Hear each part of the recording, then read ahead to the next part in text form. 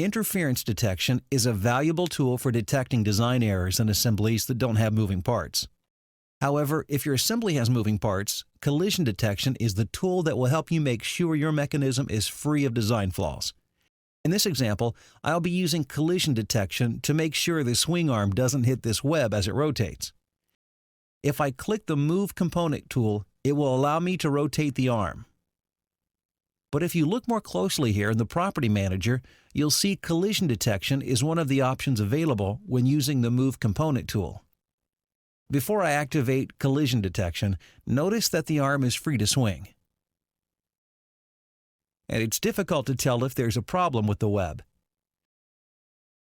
When collision detection is turned on, several other options become available. The first option allows me to specify whether I want to analyze all of the components in the assembly or select just a few. In order to make collision detection efficient, my advice is that you only analyze components that are affected by the movement. Here, for example, it's clear that the base plate will not be affected by the arm, so I can focus on just the arm and the bracket. Once the components are selected, I have to click Resume Drag to continue with the analysis.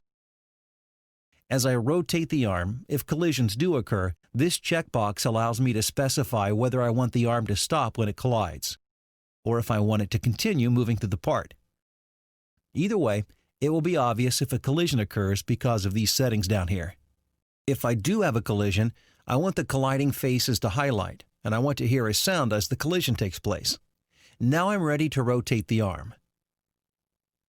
As I move past the web, you can clearly see the faces highlight. It's clear I have a problem here.